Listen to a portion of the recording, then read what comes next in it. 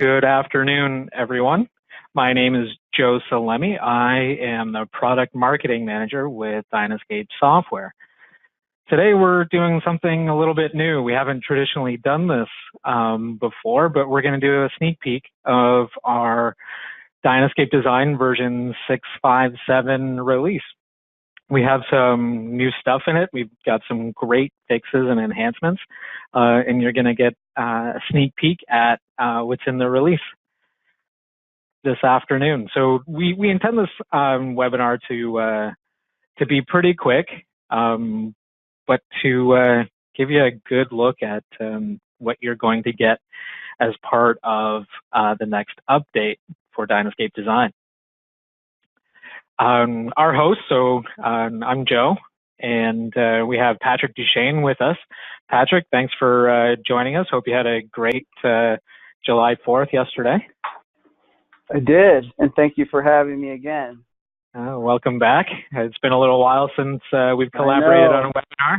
We need to get back at it. I know that a lot of our clients have said, hey, where's Patrick and Joe? We need those webinars back. So it's time we come up with a game plan to resurrect those.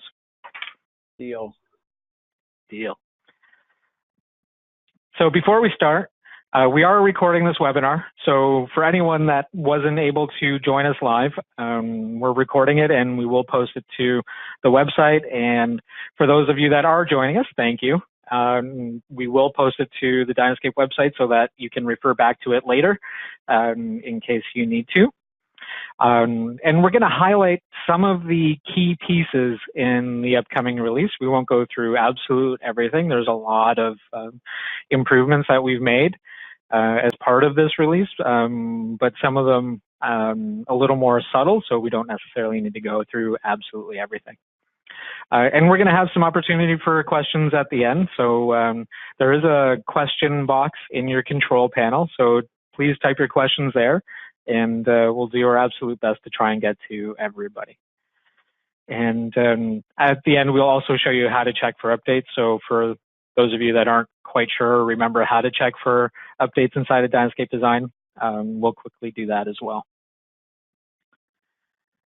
So here's what's in the release. And we're going to go through and we're going to have Patrick demonstrate each one of these functions. We have new drawing tabs, so every one of your drawings, you'll be able to have multiple drawings open and each one will be tabbed. We've made some great improvements to the cluster tool, some performance improvements in how the tool works, and some improvements to the offset tool. Again, performance improvements and efficiency improvements, and quite a few other fixes and enhancements as well, like the ability to use DynaSCAPE Design offline, have properly mitered rectangular polylines, which I know is a huge annoyance for Patrick and many other of our client base. Inserting a raster dialog now defaults to the documents folder rather than the programs folder. And we've fixed support for having multiple monitors so you can pan and zoom. So I'm going to hand things over to Patrick so he can take us through each of these. Patrick, you all set? Yes, I am. Perfect. I'm going to switch over and give you control of the webinar here. Okay. Okay. Can you see my screen okay? Everything's good? Sure. Yeah, sure can. It looks great. Okay. All right. So welcome back, everybody. We thought we'd be a little bit rusty on this, but I think we're going to get through it. And this is something that Joe and I talked about a couple of weeks ago. And we came up with the idea of, we watch Apple doing their big releases, even though sometimes they show us features that they tell us is coming, but we don't even see it for a whole year, which blows my mind. But DynaSCAPE is a little bit quicker than that, which is great. And we thought it'd be fun for people to start getting a little bit more engaged and seeing what's coming. And because I remember before I had a relationship with DynaSCAPE, I would check all the time and I'd call them a lot to see what's coming, what's new. And I know that there are quite a few people we talk to that are the same way, and they're always asking us at the trade shows, what's new, what's coming. So we want to get people a little bit more excited and energized about some of these features coming. And there's some really incredible stuff that's kind of happening behind the scenes too that eventually we'll see that's really going to help our automation of our design process. But this update, I would say, is probably one of the most impactful updates to date that I've ever seen. And it is a result of a few of them are some of my biggest frustrations I've had for quite a while. And Joe really kind of tackled getting these things resolved, probably so he didn't have to hear me complain about it anymore. Maybe a little bit of that, but most of all, I think, if, when we're talking and, you're in the middle of a drawing and you're saying, wow, man, like there's some really frustrating things that are happening. How do we get these fixed? And, I think you surfaced them in the right way and we followed the right process. We have a support ticketing process that handles all of the requests, and we followed that and did the right investigations and came up with the appropriate fixes. And, here we are not too long after all of that happened. Right. And this is a great example of the squeaky wheels do get some grease. If you're having problems with the software or you have ideas, please email support. Things can't get fixed and things can't get innovated if you don't reach out to them and ask for help, and they'll be happy to help you. So let's dig into this. Okay. All right. The first one is drawing tabs. And I think this was kind of Joe's brainchild, Joe's little idea here, where, we all get kind of tired of, let's open 3 drawings. And these are here very basic drawings. So we have a circle drawing, a square drawing, and a triangle drawing. Okay, pay attention. This is how you switch between drawings. You go to Window, and if you want to go to the circle drawing, you click Circle. Well, that's fine. Joe had this idea of, why don't we create these tabs across the top? So if I have multiple drawings open, and we've all been there where we designed a fireplace in one job, and a month later we're doing another job that we think, whoa, we could use that same fireplace in this drawing. Well, you have to do this kind of a deal, which now you don't, because any drawing you have open, you can have circle, you click on the square drawing, there's your square drawing. You click triangle drawing, there's your triangle drawing. So if I want to cut this from this or copy it from this drawing, I can go here and paste it into this drawing. And I'll tell you, the more I use it, well, first of all, I still, every once in a while, find myself going up here, because when you use it for many years, it's just an ingrained habit in your brain. So I've been testing this for a couple of weeks now, and I still every once in a while go up here, and I'm trying to train myself not to. So this is really, really cool, and I really appreciate how quickly I can go between these. The other way to do that is just to hit Control Tab, and it goes through. And actually, Joe, you notice it's going in the right order now because I didn't have this update installed on this computer. I did, so yeah. It's going, yeah. So it's working exactly as designed. Perfect. So that is the tabs feature, which is wonderful. Okay. And there's a couple of things to know about the tabs as you get through and start using them more. The width of the tab will be as wide as the longest file name. So if you find that you have a drawing with a very long file name, it will increase the total width of the tabs for all of the tabs that are open.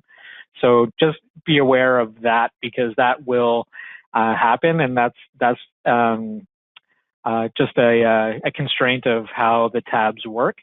There was some things that we wanted to do that we just weren't able to do, but I feel like we got the majority of the functionality out of the tabs that we were looking for.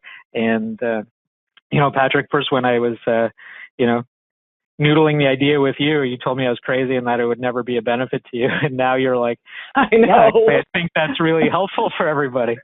So, yeah. you know, and I feel like that'll probably be, you know, the experience with a lot of our client base is that initially they might think that this isn't something that will really hugely impact them, and then they'll find they're using it a lot more and just has that, you know, percentage uptick in efficiency that's just going to, you know, speed them up just that much more. Yeah, sometimes you don't always know what's best for you until somebody else tells you what's best for you. Yeah, or gives you an opportunity to try it. Right. So here's what you were kind of talking about. I created this long file name, so it extended all of those tabs. So what would be fun to see if I move this, if I close down that drawing, they go back to the defaulted size, like, or that size. So that's exactly. Good to know. Yeah. Okay. Cluster tool. The cluster tool has been modified, and this has been a big headache of mine, and I know it's probably a headache of quite a few people. As far as its capability of grouping large amounts of objects. So let's talk about this. There are figures in the software that I just do not use, this one being one of them. Because every figure is all about geometry. And I don't care how fast of a computer or powerful of a computer, if you load down drawings with a lot of these high geometry figures, it's going to slow it down. It's just the way it is. So if you can, try to use some symbols more like these or these, and I know that you don't want to use too many of the same kind because that's not great either. But if you're using DynaSCAPE color, you can use very similar things next to one another and color them differently. So just be careful not to use too many. I'm not saying don't use these, but don't do large numbers of them. However, with that being said, there have been some under the hood improvements as far as the clustering process itself, and I have noticed a definite improvement. But I want to go over another very important thing. Let me slow down here. In your environment tab at the top, which everybody has no matter what version you have, in the performance settings, with most computers now these days, you know, a lot of you are upgrading computers. They're so affordable now. You want to be running rendering method on hardware that's going to use your video card for processing, and it's not going to use the processor. So this, if I switch into software and I start trying to cluster too many, you start getting an error. And I'm sure a lot of people are getting this, where it says something like, it gives you a raster error. And I don't really know, we can't really figure out why, but I know that happened after one of these Windows 10 updates, I think. Something's messed it up. So just as by default, run on hardware, and you won't have any of those crashing errors. I'm trying to get crashing errors on hardware, and I'm not getting it. I'm pushing it as hard as I can. So I have definitely noticed since this update, I can, you know, I used to do what's called batch grouping, which I still do a little bit, where you have a lot of the same figures. And instead of trying to group 100 of them, group 10 of them, and then add 10, and then add 10. Well, I'm able to do more now. I'm not sure how much more, but it's definitely improved. So, you know, the first thing I want everybody to do when you get back to your computer, or now if you want, if you can still pay attention, switch over to hardware and leave it there, okay? Software, you're going to have some crashing errors. Okay, here's another problem that's been happening, and it's going to be reduced. It still happens every once in a while. I'm trying to track why with support, but it's been reduced. And the problem of polylines breaking apart, where, let's see, if you have a polyline, like a lawn area, the problem has happened where if you drew a polyline area and you closed it, and you try to move a point, it would break apart where one of these points would come apart. Or when often it would happen, like if you offset this polyline, those would break apart after the offset.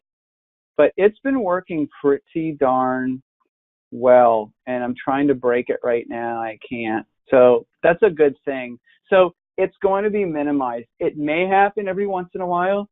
So we're not going to say it's not, but it's greatly improved. And, you know, if you can find some pattern of when something happens, that's the only way that things can get fixed, where they can kind of reproduce it, and then they can look at what steps happen to make that issue happen. Here's another great, this is a big deal, and I've heard this a lot with polylines. So let's say we're making a patio. Let's get in a layer that makes sense here. Boom.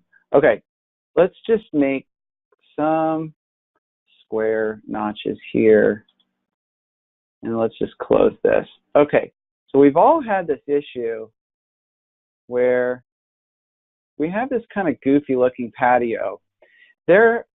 Actually, I was going to say there have been times, but there have been a lot of times where I would make this, and then I would get this loop, like it would do something like this. This really weird, goofy thing, and then it would have like this line through it or something, and it just went out of whack. And I think I don't know. I think they were saying something about how it calculated the offset or something at certain angles or whatever. I don't know. All I knew, it was having problems. But after 2 weeks, I'm trying to break this, and I can't. And I still cringe sometimes when I have a complex curved area like a really organic patio, and I want to offset it. You know, with the iPhone X, they call that thing at the top the notch. Well, this was like the loop that happened, but it's not happening anymore, which is wonderful, because when it did happen, you'd have to move these points and perform some surgery just to make it work, and it was really frustrating. So the elimination of this problem for me so far has been wonderful, and definitely has saved some time. So the last thing I want to go over is probably the biggest, well, it's a big deal. And I remember asking for this years ago. And Joe finally tackled it and got it done. And I can't reproduce it on here because I'm only on one screen. But when I would have DynaSCAPE Design on one screen, and I'd have multiple screens, and I would move DynaSCAPE Design to another screen, so maybe I could color it on my main. So let's say I have DynaSCAPE Color on my main screen, and I have DynaSCAPE Design on my screen to the left. When I would move DynaSCAPE Design to the left, it would be fine. As soon as I tried to do the Shift Control zoom in and out, all the geometry disappeared, and it went black, actually, nothing was there. That was really frustrating because, you know, the beauty of multiple monitors is not to have to minimize and maximize, but that's what would have to happen. So they fixed it, and they found something deep in the code that wasn't letting it do what it should do. So it has worked absolutely beautifully. So now, you know, you do all your work on DynaSCAPE Design, but when you're coloring it, that's kind of secondary. You know, you always want those two open at the same time because of the update presentation feature in DynaSCAPE Color, where you can kind of make things on the fly, update color. You don't have to recolor your drawing. So that is a big deal. And these updates are a big deal, and they work. You know, Apple, Microsoft, they all come out with these great things, and then somebody finds something immediately within 24 hours, and then there's this emergency patch to fix things. So, you know, I know that there you know, there might be updates sometimes. Somebody might find a bug or whatever.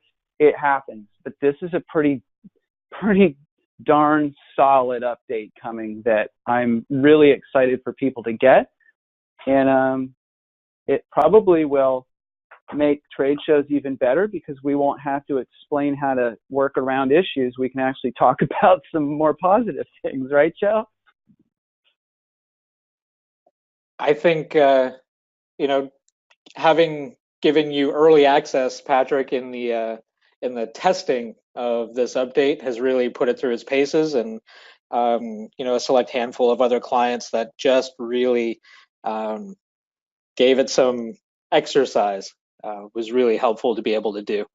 So I'm going to take back the screen here for a second, and from here I'm just going to show everybody how to check for updates in case that's something that you are not familiar with doing or haven't done before or just can't remember how to do.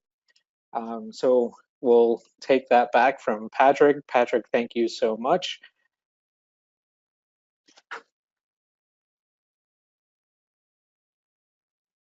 And it looks like I'm back. So if you are not familiar with checking for updates, we've created an article on the website, dynascape.com/knowledge-base/updating.-dynascape-software. And you'll be able to choose what operating system that you currently run. So with most people now running Windows 10, I hope you are if you're not. So when you're in Windows 10, you'll want to select the Windows Home button, and you'll scroll down to DynaSCAPE, and you'll click on Check for DynaSCAPE Design Updates, and that will launch a little application, and a little pop-up will say there's an update available for DynaSCAPE Design. Do you want to download it now? Click on Yes, and it'll download your update, and just follow the installation prompts, and you'll be set to go. So that'll be part of how you do your update. So again, Windows 10, click the logo, go to All Apps, scroll down, go to DynaSCAPE Design and check for updates, and check the prompts. We are making the update available right now. So if you want to go and check for updates, it should be available. Everybody will be getting the release notes in their inbox. That's going out right now. So part of the sneak peek turned into a live release. So please go ahead and check for updates, and you'll have that available for you, if not right away, in the next few moments. And really thank you for joining us again. My name is Joe Salemi. I'm the Product Marketing Manager for DynaSCAPE Software. My contact information is here. If you have any suggestions or feedback, we'd love to hear that from you. My email is on the screen, and my phone number is there. So please get in touch with me. We'd love to hear from you. Thanks again for joining us, and we'll talk to you very soon. Take care. Bye for now.